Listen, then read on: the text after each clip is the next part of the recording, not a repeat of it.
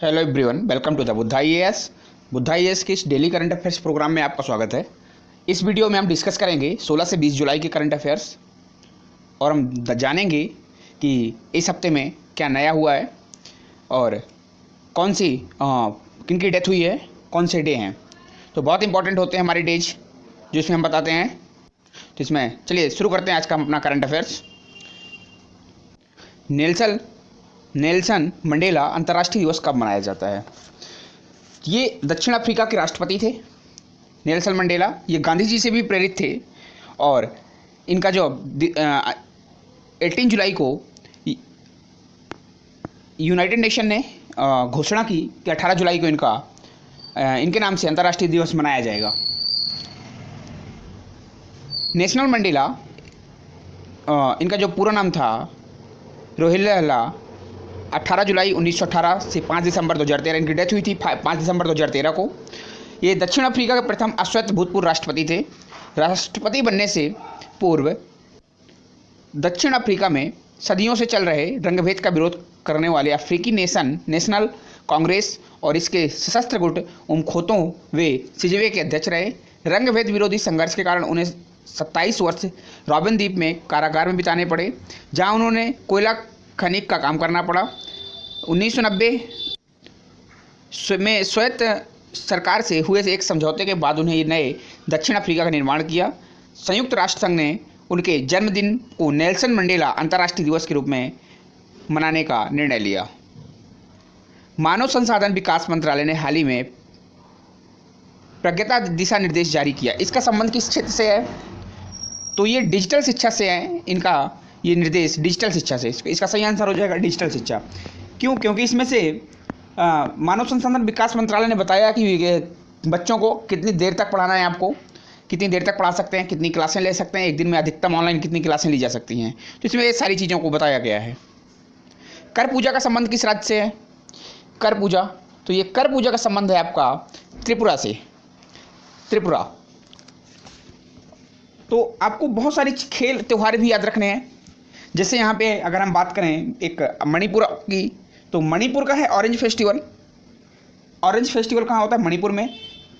उड़ीसा में होता है कछुआ महोत्सव। उड़ीसा में कछुआ महोत्सव होता है। असम की अगर हम बात करें, असम का हमको भी याद रखना है कि एक असम में आपका जो गुवाहाटी है, गुवाहाटी से पास में ही कामाख्या मंदिर है, बहुत फेमस मंदिर है। कामाख्या में भी एक मेला लगता है।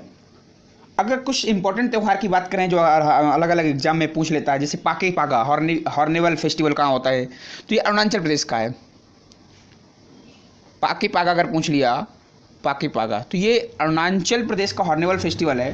कंबाला खेल कर्नाटक का होता है, जो भैंसों की लड़ाई होती है। मुर्गों की लड़ाई आंध्र प्रदेश में होती है। जल्लीकट्टू बैलों की लड़ाई तमिलनाडु में होती है। तो ये आपको याद रखना है। The state of food security and nutrition in the world report कौन जारी करता है? ये जारी करता है यूनाइटेड नेशन, यूएन। और वर्ल्ड फूड डे कब मनाया जाता है? 10 अक्टूबर को मनाया जाता है। वर्ल्ड हंगर डे की बात करें, ये 28 मई को, कंफ्यूज नहीं होना है। वर्ल्ड फूड डे 10 अक्टूबर और वर्ल्ड हंगर डे 28 मई, इन दोनों चीज़ों में कंफ्यूज नहीं होना है। GHI initial publish US based international food policy research institute, और इंडिया 2019 में इसकी रैंक थी 102nd। अगर हम बात करें ग्लोबल हंगर इंडेक्स की, तो यहाँ आप इंडिया की लोकेशन देख सकते हैं। ये रहा हमारा प्यारा भारत, जिसकी रैंक, इससे आप अंदाज़ा लगा सकते हैं कि India's rank 102nd out of 117 qualifying country. 117 देशों में भारत का स्थान 102 था। तो आप इससे देख सकते हैं, इसमें ये देख सकते हैं भारत का कर्व कैसे नीचे गिरता है। तो 2000 में इसको नंबर मिले थे 38.8 और इस समय इसको मिले हैं 30.3 नंबर के साथ। ये 102 सेकंड स्थान पर, 102nd। इसके बाद 2005 में कितना इसको नंबर मिला है? तो इस अकॉर्डिंग इंडिया में गरीब लोग ज़्यादा बढ़ रहे हैं।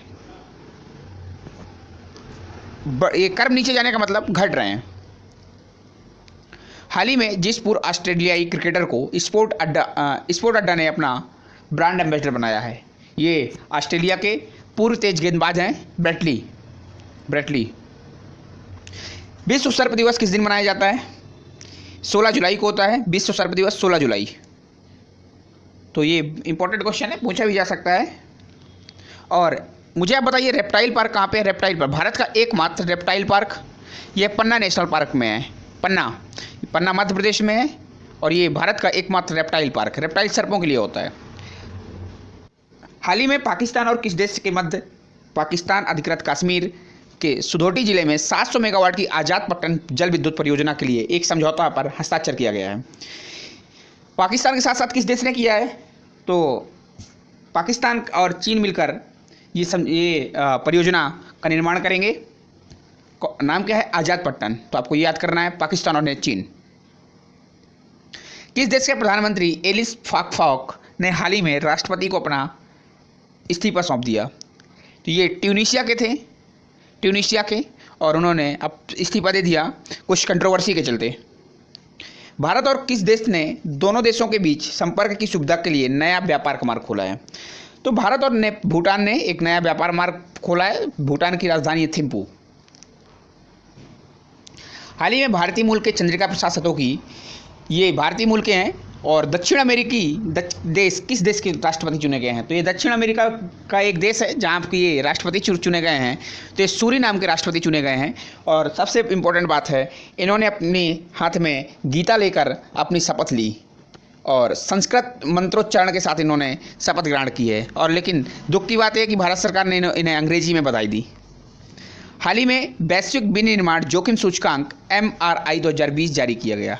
इसमें से भारत का स्थान क्या है? तो भारत इसमें 3rd रैंक पे आ गया है। 4th से 3rd में आ गया है। 3rd में इसमें चीन पहले स्थान पर है और अमेरिका दूसरे स्थान पर है। निम्नलिखित में से कौन सी समिति गैर व्यक्तिगत डेटा से संबंधित है? गैर व्यक्तिगत डेटा, तो इसका सही आंसर क्या हो जाएगा आपका? क्रिस गोपालन समिति। क्रिस गोपालन समिति पहला ऑप्शन सही होगा। पहला ऑप्शन।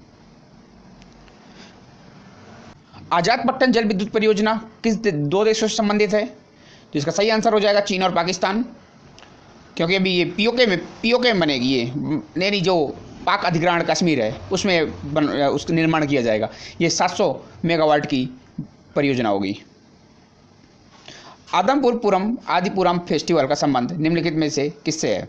किस मंदिर से है? अंडाल मंदिर, पद्मनाभन स्वामी मंदिर, तिरुपति बालाजी मंदिर या कामाख्या मंदिर? तो ये तमिलनाडु में है। अंडाल मंदिर तमिलनाडु में, और तमिलनाडु के श्री विल्लुपुत्तूर में ये मंदिर है। तो इसका संबंध अंडाल मंदिर से है। प्रधानमंत्री नरेंद्र मोदी के सोशल साइट ट्विटर पर 6 करोड़ फॉलोअर्स के साथ निम्न में से किस स्थान पर हो गए हैं?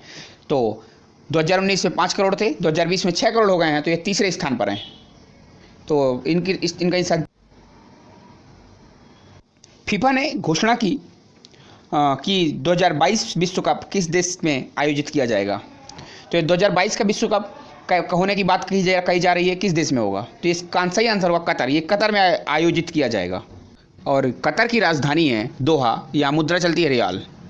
दोहा मुद्रा चलती है रियाल।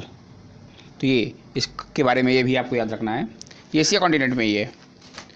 फीफा ने घोषणा की कि 2022 विश्व कप कतर में आयोजित होगा। 2022 का फीफा विश्व कप अरब में आयोजित होने वाला पहला विश्व कप होगा और मुस्लिम बहुल देश में भी पहला विश्व कप होगा।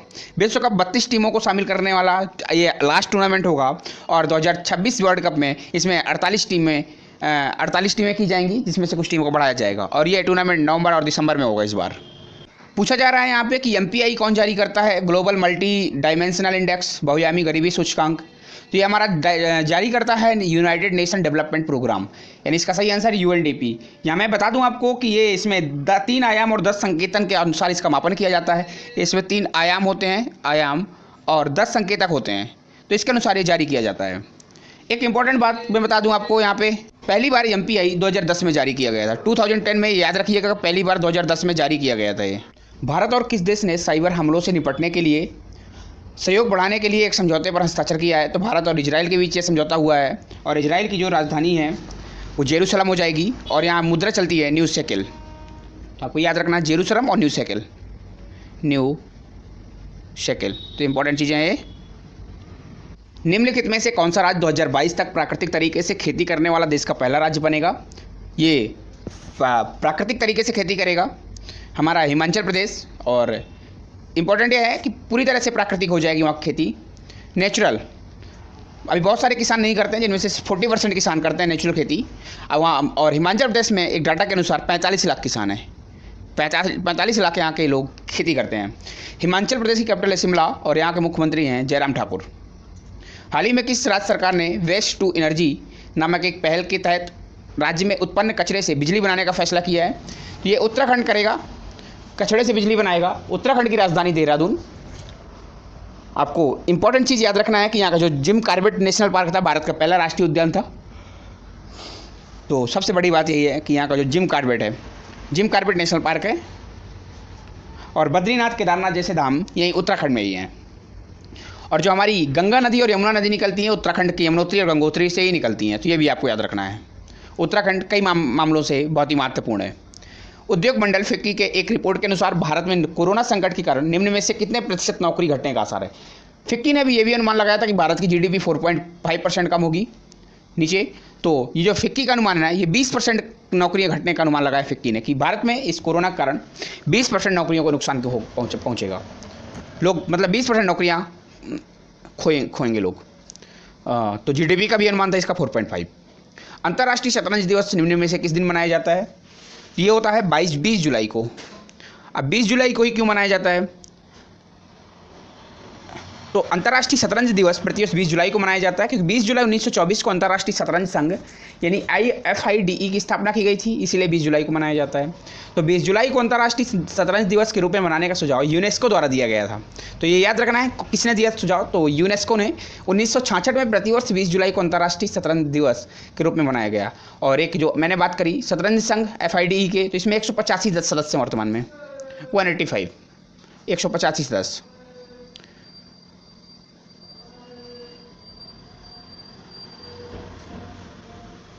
UAE ने जापानी स्पेस सेंटर से हाल ही में किस मिशन को लॉन्च किया? तो ये जो UAE का एक मिशन था, होप मार्स मिशन, मंगल में भेजा जाएगा। और UAE की जो कैपिटल है वो क्या है? Abu Dhabi. आप नोट कर सकते हैं यहाँ पे अबू धाबी। और यहाँ जो कैपिटल चलती है वो क्या चलती है? दिरहम। ये दोनों चीज़ें इंपॉर्टेंट है। भारत की सबसे अमीर महिला रोशनी नाडार को हाल ही में किसका चेयरपर्सन चुना गया है? तो ये रोशनी नाडार HCL टेक की चेयरपर्सन होंगी। इनके फादर थे अभी तक यहाँ के चेयरपर्सन, उन्होंने इस्तीफा दे दिया है। तो ये उनकी बेटी हैं महिला, जो नाम इनका रोशनी नाडार। यहाँ मैं थोड़ा सा दिखाता हूँ आपको एक मैप का एक फिगर में कि सबसे अमीर व्यक्ति कौन कौन है विश्व में। तो जो जेफ बेजोस हैं, अभी तक आप कहते थे बिल गेट्स की बात करते थे, तो यहाँ बिल गेट्स नहीं है। जो अमेजन के मालिक हैं जेफ बेजोस, CEO कह सकते हैं, वो $184 बिलियन के साथ पहले स्थान पर हैं। बिल गेट्स सेकंड में हैं। इंडिया से मुकेश अंबानी 6 नंबर पे आते हैं, तो आपको याद रखना है। और सर्जे बिन 9 नंबर पे आते हैं। तो ये इंपॉर्टेंट चीज़ें हैं कि टॉप 10 में कौन कौन है।